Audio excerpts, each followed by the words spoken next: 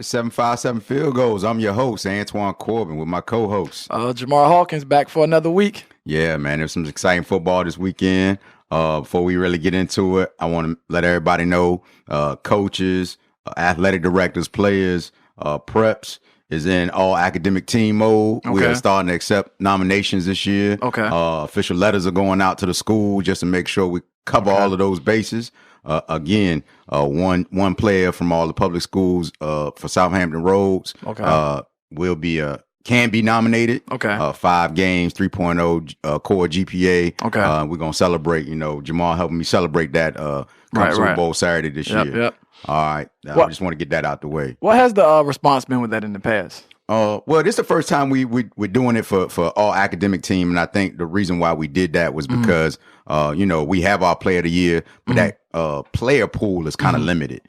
So not every school always gets a nomination for that. We wanted something that covered every school and allowed for the academics to drive the nomination. And again, there's no voting or anything. This is all school. If your school nominates you, you're going to get an invitation and you can come to the party. So if a kid, like his stats would have anything to do with this, or is strictly academics? Nope. The only football tie in here is they have to play in 5 games. We don't care. Special teams, punt, we don't care. If you played in 5 games, you got that core GPA of 3.0 or better, and your school nominates you, you're going to get the invite to come to the party. Okay, cool. That's dope, man. So we just, like I said, we're just trying to get something out there for instill that academic side, and relate it back to the sport that we love, and that's that football. Gotcha. All right, so just want to take a couple look at a couple games from this past Friday. Of course, I don't know if you saw this. Warwick knocked off Gloucester. Yeah, so that was I guess that was an upset. Yeah. Since Gloucester had a big win previously. First Colonial got their first win. So after we talked Kempsville all up last week. Right. They were trying to get their first 2-game winning streak since 2010 after losing 63 in a row. Right. But First Colonial pulled it out. Yeah. So sometimes you take that fire out, you get over that hump, and that drains everything out of you. But I know it was I think it was 1 point, like 16-15 or something like that. So it was a close game. It wasn't a blowout or anything like that. And Kempsville was winning. I think for most of the game. They were winning for most of the game. Yeah, I think it was up 2 touchdowns. But like I said, that energy, that you expect, you exhausted that energy, and then to come out there, I think I'm pretty sure they was up like 2 touchdowns. And then, not to pull out a win, so sometimes it just takes it out of you. Right. Morey going over to the Eastern District. Morey knocked off Norcom. Of course, recently, wide receiver Keandre Lambert received his All-American jersey, so he's officially in the game, so he was able to do that. Like I said, so Morey continues to roll, still undefeated, still unbeaten. Looks like they'll probably go ahead and finish out the regular season unbeaten. I agree. So still the top team in my I-64 top, Power 5 poll. We won't get into it quite yet, but don't look like it'd be much change. So Morey's still at the top there. Any games that caught your eye from Friday or Saturday? Caught my eye. Any shockers, anything? Not really. I can't see any shockers besides the First Colonial game. Gotcha. I think that was a shocker to me. Seeing that I was watching Score Stream and stuff like that, and I'm seeing the scores, and I was like, "Is this right?" Yeah. It looked like it was kind of updating and like, okay, tie game. I was like, "Whoa, what's going on here?" And then find out that they did lose. Gotcha. But I really thought that was a win for Kempsville going into that game. At the Beach District, this was one that I had picked, a matchup that I had picked. Actually, it's an upset. I picked Lansdowne to beat Princess Anne. Lansdowne, they had them. It was a great game, but Princess Anne did come back and take that one.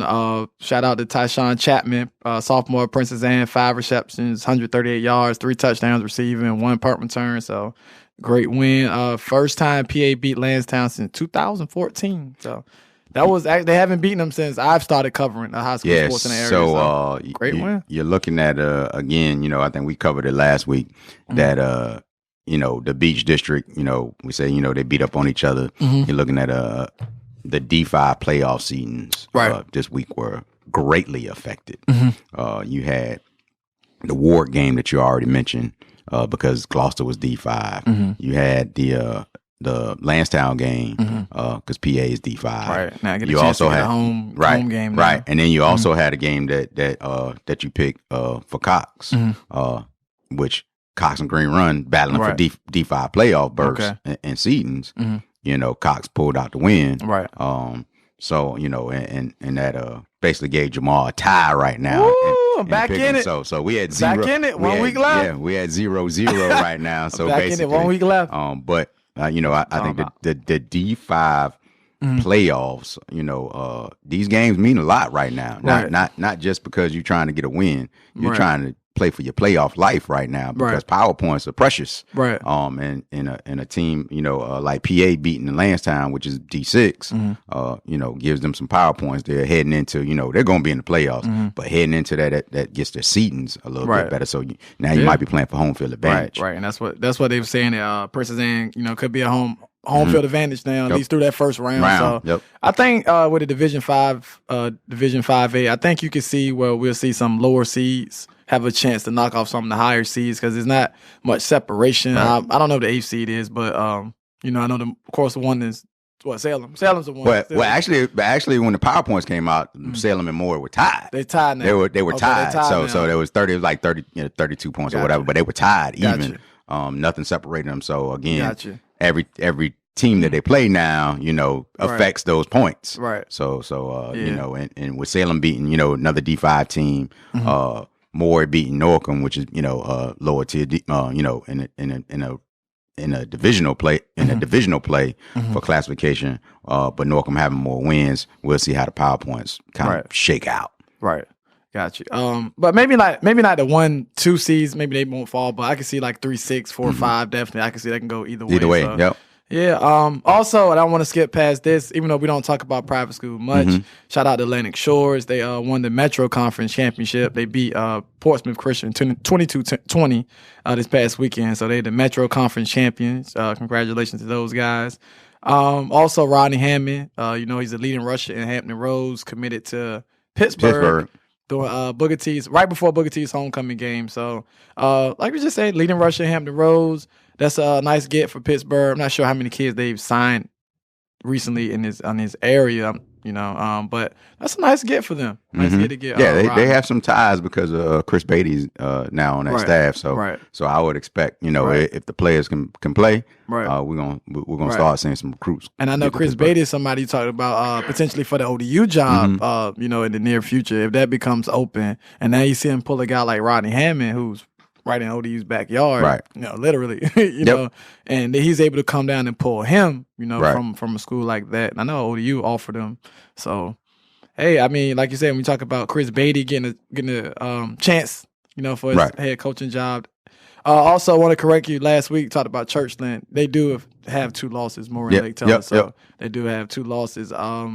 Some standout performers from this past weekend.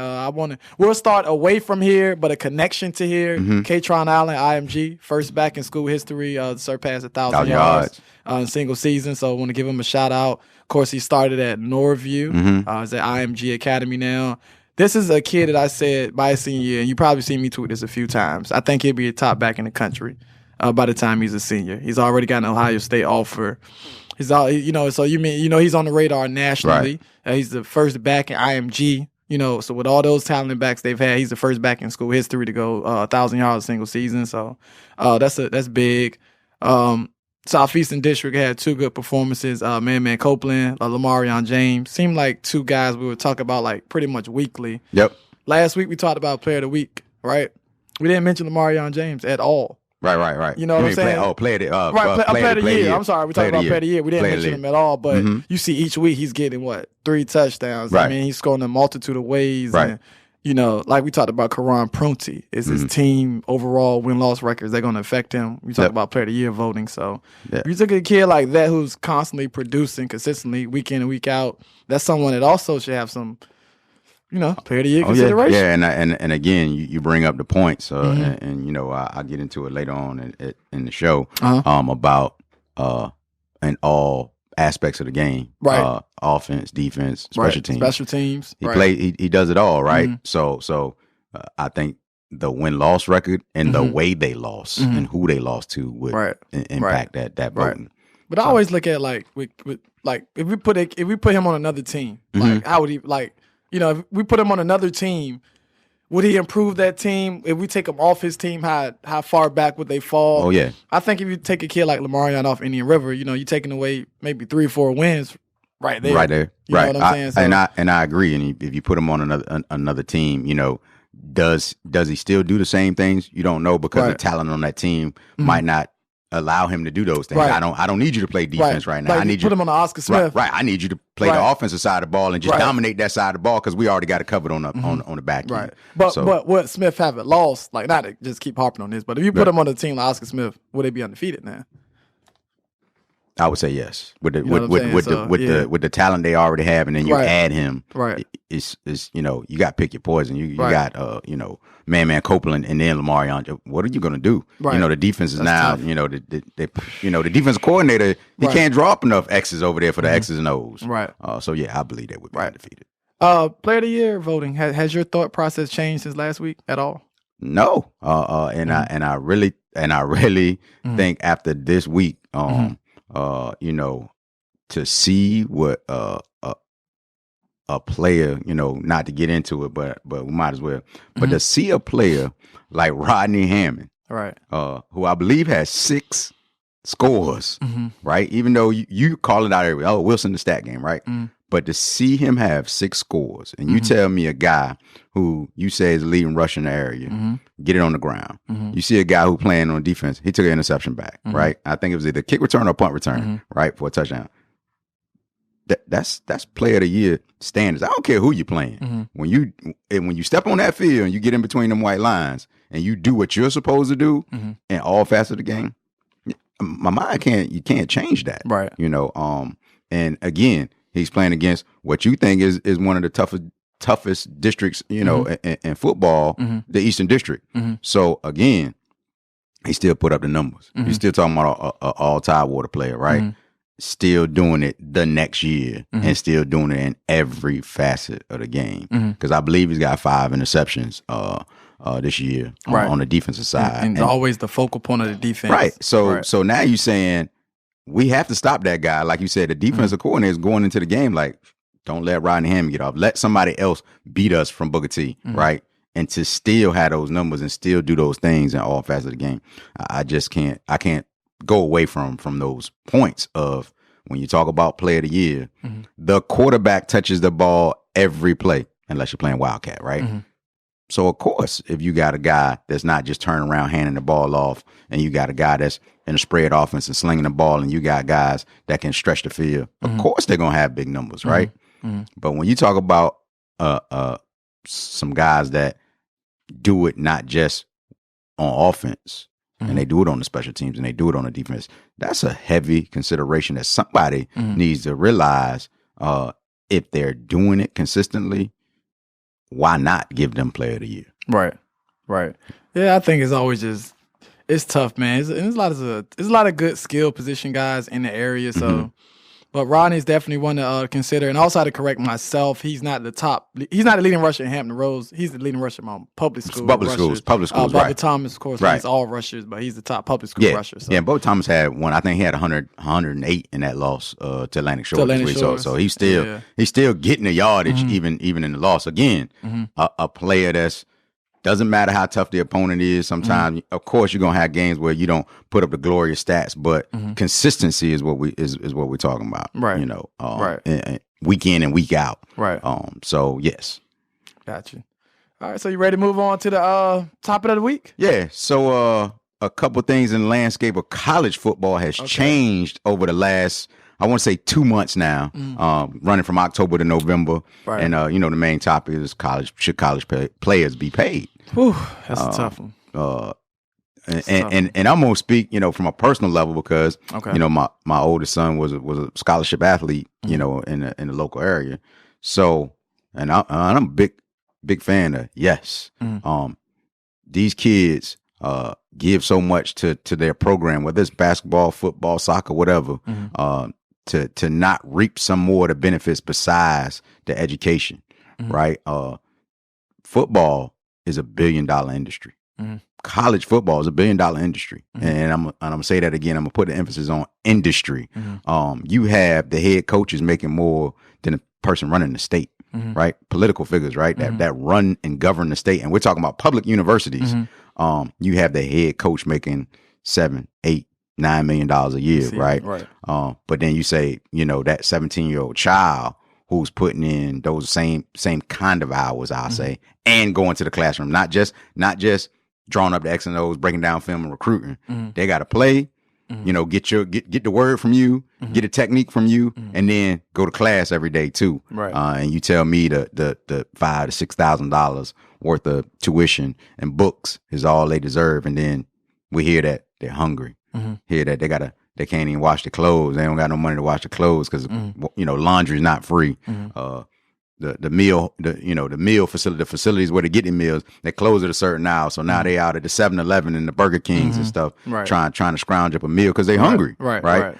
So yes, I believe they should be paid, and I think the California legislation and the laws that they just put in place for the Fair Act kind of put the NCAA on notice. And then you see now the NCAA just released their rules, which isn't the same as California, but to get paid for your likenesses and stuff like that is going to go into effect. It's bound to happen.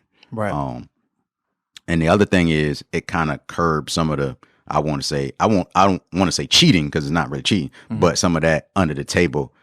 I need my mom light bills paid so I can go to this school. So if you can pay the light bills, I accept that school type stuff.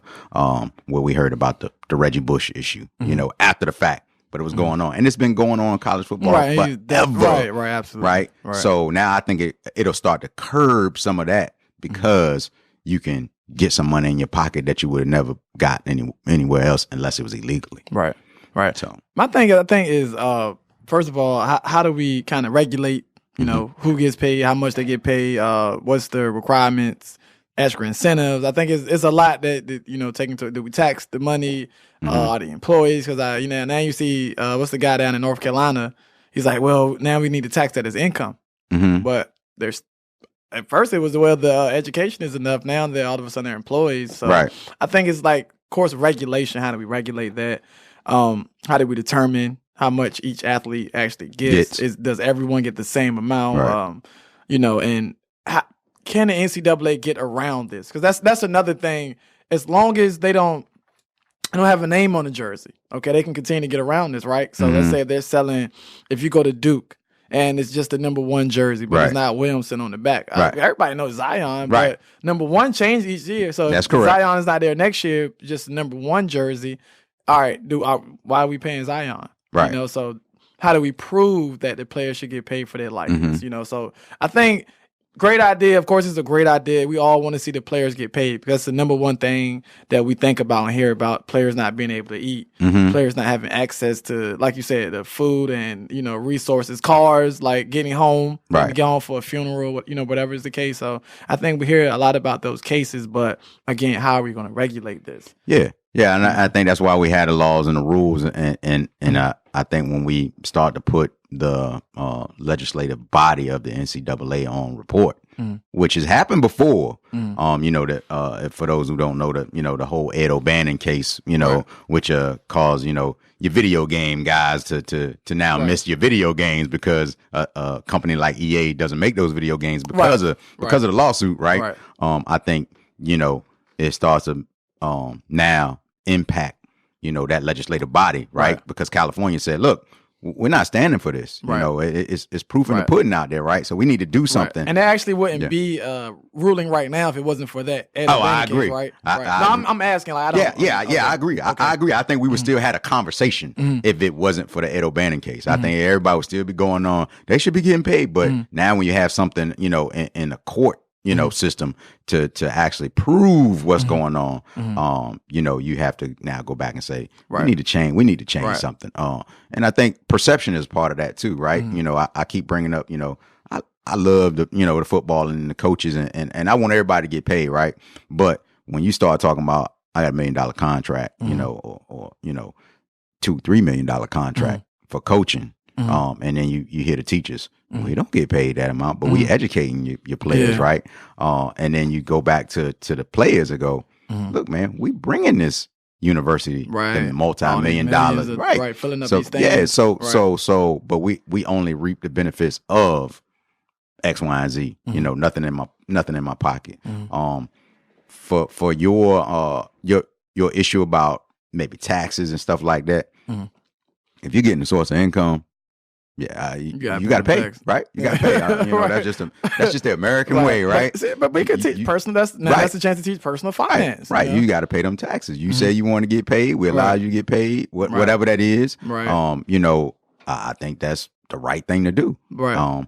The other thing is when we talk about in this situation right now, it hasn't been full blown, hasn't been fully vetted and put into effect. A lot of rules are put in place right now through the Fair, the Fair to Play Act, type stuff. Like if your school is sponsored by Nike, but you got some side deal with Adidas for whatever, right? When your school is playing and you're playing in your school, you can't just go out there in Adidas. Yeah. Right. Right. You still got to respect your school's contract obligation to go out there and Nike. But we talked with it about Michael Cherry a couple weeks ago when he was on the podcast, and he was saying that how he just had so many Nikes, he just hoped to be signed by Nike. So and he was like, man, I reached out to Adidas, but of course secretly he wanted to be signed to Nike because that would mean he couldn't wear his Nikes anymore. Right. So, but now you take a thing like Master P, who offered Zion the shoe deal, but it was for the off court shoe wear. So that would be something. Yep. But see now that's also a thing. You don't think this could get dangerous when you talk about a guy like, let's take LeBron's son, right? LeBron's son, I think he's already past 1 million followers on Instagram, probably. So when he gets his college freshman, or if he's one and done, whatever, that's going to be dangerous. You talk about he can be endorsed by a lot of companies. Yeah, he can be a very marketable athlete. And again, and listen to what you said. He's a marketable athlete, right? So again, you're my scholarship athlete. I'm paying for your education, which we all know LeBron can just pay for the education. But we're gonna couch it as he gets that scholarship offer, right? So what does that do for your college? You got LeBron's son on your basketball team, North Carolina, Duke, whatever. Even the teams that don't really need it to be LeBron's son, but still. Yeah. You're just going the box office type stuff to that appeal. LeBron coming to a game, right? Naturally, gonna get your ticket sales. If your ticket sales ain't already sold out, you're sold out now. And that's what I was just about to say. Who's that going to benefit? The big schools or the small schools? It'll benefit the small school. I don't think so. I think what it's going to do, because you have those bigger schools have bigger connections on the business standpoint. So they're probably going to pull in the bigger sponsorship. I agree, but I think again when you talk about regulations, right? When it comes down to it, I think that the NCAA overall is going to make it almost like I would assume that it would almost be like the salary cap, right? Right. Because, that's the key word you put in there. I have to because with NCAA because you can't keep disadvantaging those smaller pockets, right? So now we got to take the larger pocket pool and put it together and go, okay, this is the limit, right? This is what it is. It's revenue sharing is, basically what the salary cap and, NFL rules type, and the NBA does it too. But, to share the revenue across teams to make the competition even out. So you don't disadvantage, a smaller school. Right. I know you big and we're big on HBCU, right? Those are normally smaller schools, smaller pockets, right? So if they don't regulate it, it's just going to get worse for those teams. And no matter how loud we scream, unless you got some strong connection, those kids those kids are not going to those schools, right? So I think that's the part that the regulation does have to come into effect and make sure that you get some type of cost sharing model or some type of model that doesn't disadvantage the smaller schools. But of course, right now, we're talking about big revenue making sports. All right, but what about women's track and field or softball or because take a Monet Davis, who was so you think she would have wound up at Hampton if, that was in the play where she could get paid for her likeness coming into college? Probably not. But again, we're talking a personal decision, for for an athlete. Yeah. And then you're talking about, is it really in this light, is it really affecting whether she went to Hampton or not? Because the personal likenesses could, it's not a decision of whether I'm going to that school. It's I'm there and this is my likeness and some other entity wants to pay me for it, regardless really what school I go to at that point, because Monet was, already a figure, you know what I'm saying? Right, So right, she already had that in play, regardless of what school she went to. Right. I think in a situation where you get to a school and you become that figure, I think that's a different story. Right. Definitely think it's good for the players, especially like now the younger players who they just like they have brands, elementary school, middle school, like they're just all brands coming into high school and college. So I think it's good for them. I saw something I tweet on Twitter like a couple of days ago. That was like now you'll see like Trevor Lawrence endorsing like Laxo tea. Oh yeah. It's like shampoo, like Perplus and stuff like that. So, but I think it'd be cool. And again, I really believe that the conversation, this conversation's been had, right? But it was so, we hear you. A lot of people don't believe it. When the Chris Webber, Jalen Rose thing came out about having to scrounge up money for pizzas and stuff like that. You talking about the Fab Five, for those that don't know. But you're talking about the Fab Five, one of the greatest college teams in the history of basketball right now, to not win a championship, but to put those guys on the court together and then hear the story about how they were struggling to eat. The UConn got we win a national championship. Right. I can't eat. Right. Come on. This doesn't make sense. So the conversation on a bigger level needs to be had, and it has to be had outside of the NCAA, who's running $1 billion industry. We have to understand that this is what's going on. And parents need to be aware of these things that do go on and make sure they're not breaking the rules. Right. Because you hear it over and over again. Yes, I'm struggling.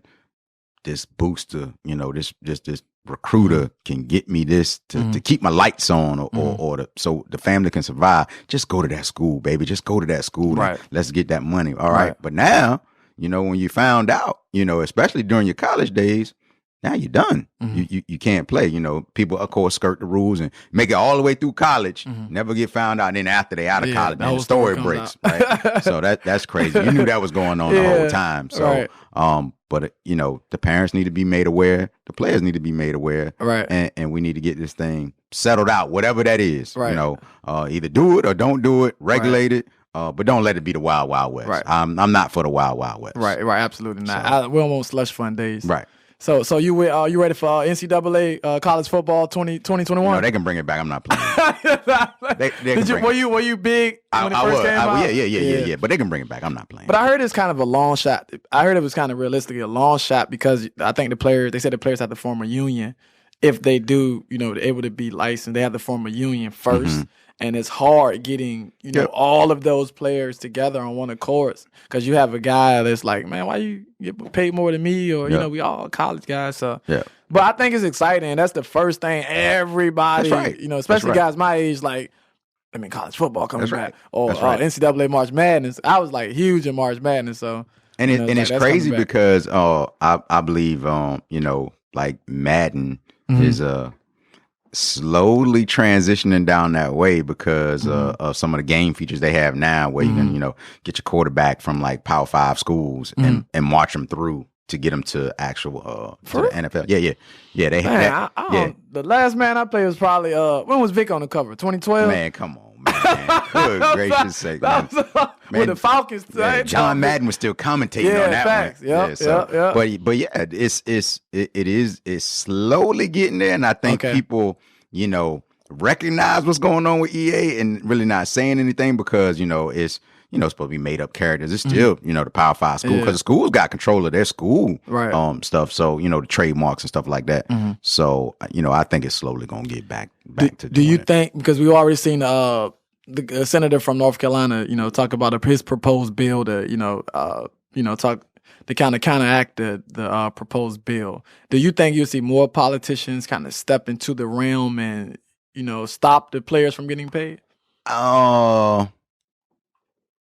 I think that the state by state will look at it, and and see what kind of impacts it has on their state before they speak up. But I think the politics is going to play either way. You know, there's going to be some states out there be like California, be like, yeah, we on board, you know, and then you're going to have the politicians that go, wait a minute, hold on now. Because the thing is, can this become I'm not sure, I need to look up this, but can this become a federal law, or is it more state by state? I don't think it can become a federal law. Yeah, because again, you got the NCAA, but then you also have public universities and stuff like that. So which are, you know, state run. So I don't think, you know, federally can go there. Now Supreme Court rulings might have an impact on what happens at the state level, but I don't think a federal law will be in play. Got you.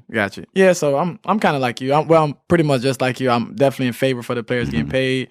But like you said, we got to regulate that thing, kind of figure it out. I believe the earliest it can come into play is what, 2020? I know 2021 was what the California thing was based on. That's why the NCAA kind of trying to speed up the process so it doesn't get blown out of proportion, you know, and be the wild west in California. So because there's a lot of, like, on the high school level, man, like, there's a lot of media outlets in Cali. There's a lot of standout athletes. Like, that's where all the top high school, at least basketball wise, they all move out of Cali and go play out there. So, man, there's some stars out there. So it's gonna be some money tossed around now. Definitely be some money tossed around. So another great topic. Yeah. What's up with the top five, man? What's up with the top five? Top five. It ain't too much drama this week. You know, last week we had a couple swap outs, but this week pretty much stays the same. Maury's at number 1, Salem's at 2, Oscar Smith at 3, Phoebe's at 4, Lake Teller at 5. I think these teams stay the same. I think because most of them pretty much through the meat of their schedule. They don't really play any tough teams from here on out. So I think we'll stay the same. Hopefully, I want to see that Maury Salem game. I hope we get to see that in the postseason. Oscar Smith is just rolling. They haven't been challenged since the Highland Springs game, honestly. So they're just rolling. Phoebe's still rolling through the PD, and Lake Teller's, you know, probably finish right. Well, they'll finish right behind Maury in the Eastern District. So. Yeah. I think they wrap up with Norby. That's my top 5 right there. Ain't nothing going. Like I said, nothing's really going to change. Nobody dropped out. Right. From last week. So I think on your top 5, I agree. I think Salem got the biggest test this week because they play Cox to close out the season. So that's the biggest test of the week on the schedule, and it's in your top 5. So I agree.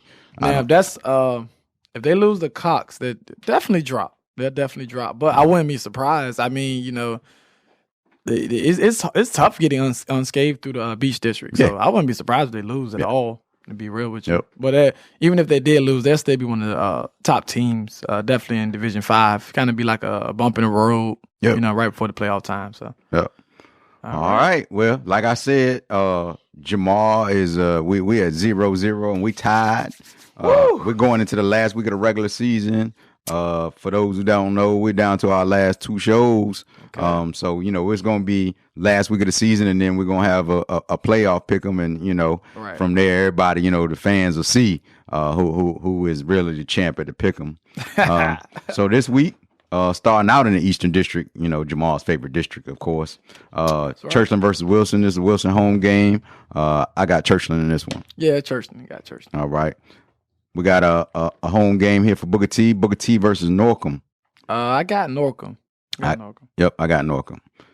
This is definitely the game of the week. This is a D5 playoff nightmare for somebody. And this is Deep Creek versus Nasman River.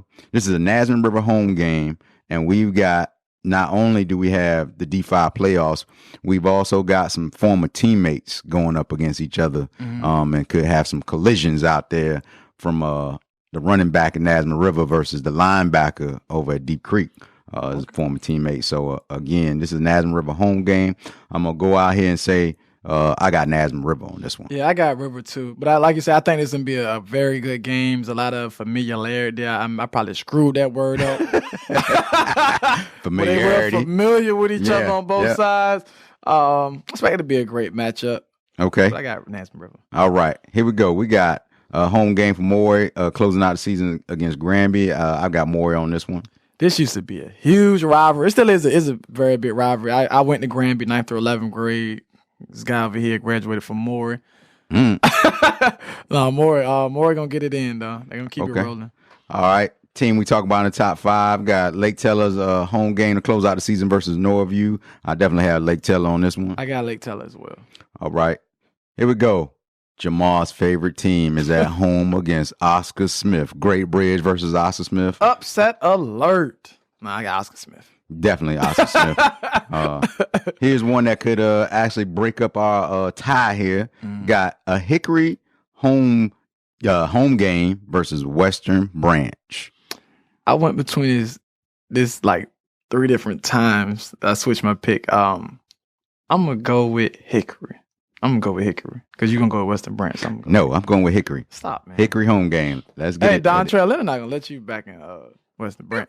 What do you mean? Don Trail over at Churchland. We good. No, who we got at Western Branch? Ain't one That's of that guys, Gibson, the head coach. He was over at North. He was at North. He was the Northview coach before he took the Western Branch. Yeah. So yeah, so we. Oh, my bad, Don. My bad. Yeah, so so we good with that. Kings Fork versus Grassfield. I think this is going to be also a good game. I'm going with Grassfield on this one. Yeah, I'm going with Grassfield too. Always disciplined, good group right there. So I'm going to go with Grassfield. Okay.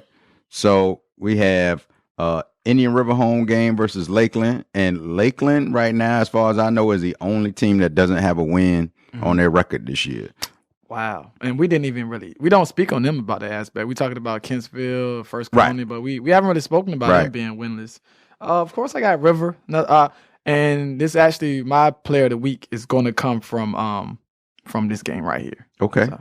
All right. My fantasy player, excuse me. Okay. And we've transitioned to that tough old Beach District. Home game for Ocean Lakes versus Bayside. I got Ocean Lakes on this one. Yeah, I got Ocean Lakes, man, because for one, it take about an hour to get to the school. And by the time you get you tired from the bus ride? You didn't want to play? You want to turn around and go back home? Well, that's a bus ride. It's like Virginia Tech. Right. Yeah, I got Ocean Lakes. Okay. All right. Here we go. Another tough one in the Beach. Again, some playoff implications here. You got Lansdowne versus Green Run. This is Green Run's home game.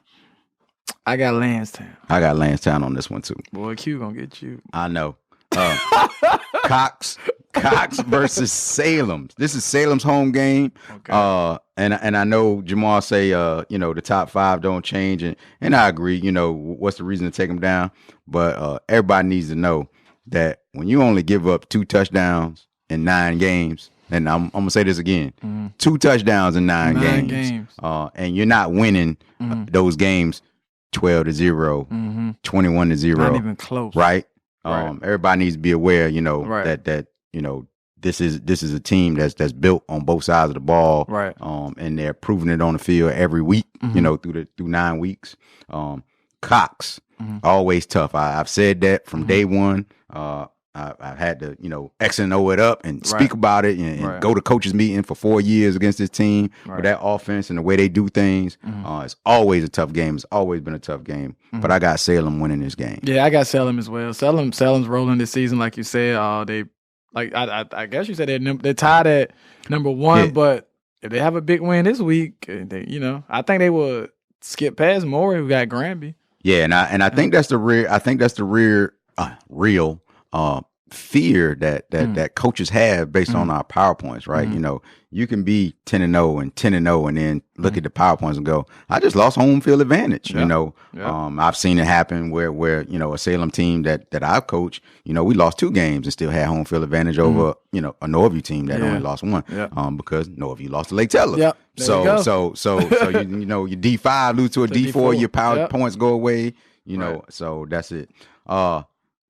Staying in the Beach, Tallwoods at home versus PA, and I think PA just proved, as they've been doing throughout the season, that they lost to Salem, they lost to Bayside. It was a loss, but it wasn't a blowout loss to Bayside. Again, I just spoke. They scored on the Salem defense. Definitely PA in this one. Yeah, I got PA. That'll put me at 8-2. So that's a nice turnaround. All right. Here we go. The rivalry in the Beach, this is one of those old school rivalries, by the way. Kellam versus Kentsville, like a Kentsville home game. Kentsville, coming off the loss to a First Colonial. Kellam coming off a win. So who you got? What's crazy? I picked Kellam. Originally, I picked them to win last week, and then I changed my mind. So I don't know why. I originally picked them to beat Tallwood, but I changed it last minute. But I got Kellum to beat Kensby on this one. I got Kellum too. Yeah, I got Kellum. So do we have any tiebreakers? I don't think so. So I think next time. So it sounds like the playoffs where it really counts. Yeah, will be the tiebreaker. And you got 5, man. You got some tough matchups in 5. I'm sure we'll go a couple different ways in that one. 6. We have a couple, so yeah, I think we'll go ahead and decide the playoffs. Yeah. I don't want to risk it right now. Oh, here we go. I'll go out too much on the limb. Okay. All right, here we go. Fantasy player, which I get to pick first because Jamal, decided he was just gonna not pick first last week because he had to phone a friend. Yeah, my guy Reese. Shut up. My guy Reese. So I got Lamarion James. Gotcha. Yeah, I'm gonna stick with that same game. I got the quarterback, Zakai Minji, I think say his name. I think it'll be, of course, a big game. We call them stat games, and Lamarion's probably gonna have a big game, but somebody gotta throw Lamarion the ball. I agree. So that's a good safe pick. So we'll probably the same thing. Yeah. So but when you talk about guys that do it all, Lamarion returns the ball. He's a cornerback, so he's probably gonna have a punt return here or there. So I think I could see him with a 4-touchdown game. Okay. This upcoming Friday. Yeah, and believe me, when I say this is the last regular season game.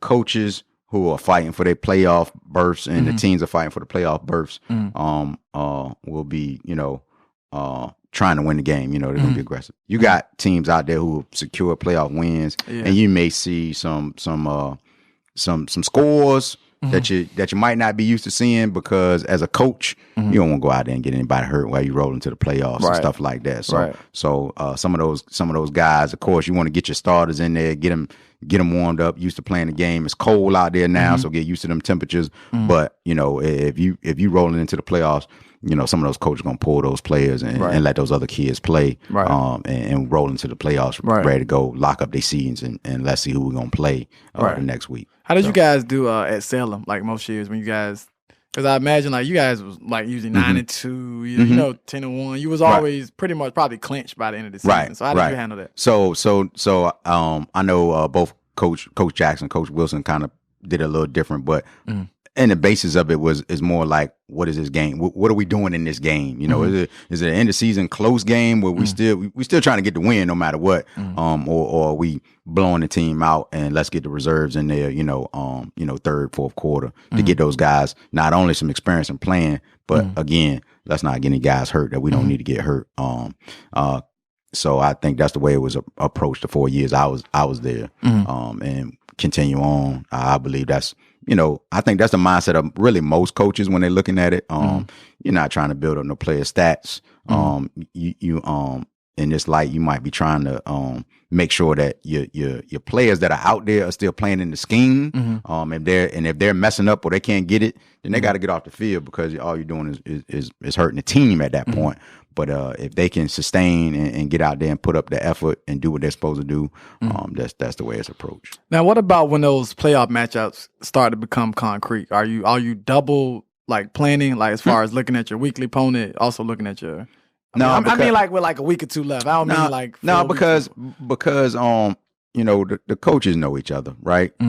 So if you felt like you looked at the playoff bracket and the PowerPoints and you felt like you was playing against some team, you might find a common opponent that kind of talk to, fill them out. But as far as planning, it's week to week. You planning for that next game, and then whoever you get in the playoffs, then you transition to that. But like I said, the coaches know each other, man. So if you think you're gonna see a team down the road, you're going to reach out to that coach and, try to, talk to him and get the feeling of that team, what was successful in the game. Because a lot of coaches is playing on the same night, so they never get to see the game. So they got to talk to those coaches. But as far as double dipping, it's week to week. Well, whoever we got, that's when we got to get the film, or that's when we got to break down that. But we got to win this game right here this week, and not overlook anybody, because that's when you get the bump in the road, when you start to overlook. Oh yeah, we got such and such in the playoffs, and we need to be breaking down film for them. You didn't miss something over here on this opponent. Now they come out and shock the world. So Right, got you. Before we get out of here, I got to shout out my alumni, Norfolk State. Big win yesterday over Morgan State. I think it's 48-0 homecoming.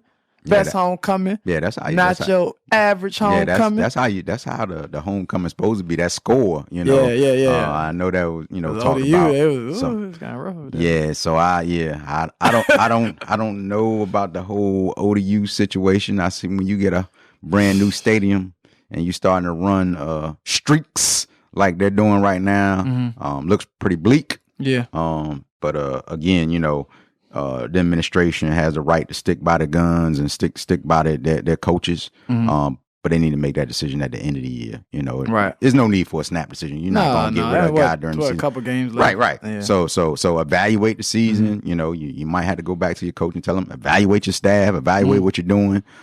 But I believe the administration has a right to do that. Just let the guy finish out the season and then go back and reevaluate. But on the contrary, then you evaluate your staff last year. So now it might be time to look in that mirror. I agree. Put that finger at yourself. I agree. But again, from an administrative standpoint, when I got this brand new stadium built, I expected a little bit better, outcome. So, but again, first season after the stadium was built. So you just need to evaluate it, season by season. Right. Absolutely. All right. Well, looks like this is all we got for today. You got anything to add? Anything you want to? You got the AYF playoffs going on. Yeah. We starting to transition from this is the local. They call it the local championships being played, and then it'll transition to the state, and then the regionals will be the week we come back for podcasts. They'll be in the regional playoffs by then. By the way, that that AYF national championship is the same week as VHSL championship. So I'm supposed to be down there. Is it in Florida? Yeah. Oh man, I'm supposed to be down there. Yeah, too. it is. I looked at the schedule. It is the same exact week as the state championship games. Okay. So gotcha. So it might have a little conflict there, but somebody's probably going to Florida from the area. So less fans at one of these high school games if somebody from the area makes it to the state. Right, gotcha. Then my first full week in school this past week. Man, them kids different. Man. It's the generation, man. The generation. Them kids different. But I like I said, I truly enjoyed it. I was glad to be back. I think I'm in a much better situation, in my life to where I really appreciate being a teacher at this point. When I first was an educator, when I came into education, I was 25, 26. So it's like just wanted a job, trying to get a little bit of money. Now, I've lived a little bit, got kids of my own. So it's like, now I truly get it, realize it's my calling. So finish up my first full week, keep it rolling. Walk school too. Told you they need them over there. They need them over there. I need you to stay right there for a couple more years. Stay right there. I don't think they're gonna let me go. All right, stay right there for a couple more years. So when I go over there, I can tell administration, my niece need to be in his class. Whatever you got to do, make it to his class. Right. So shout outs to everybody, tuning in to the podcast. See you again in about 2 weeks. Peace.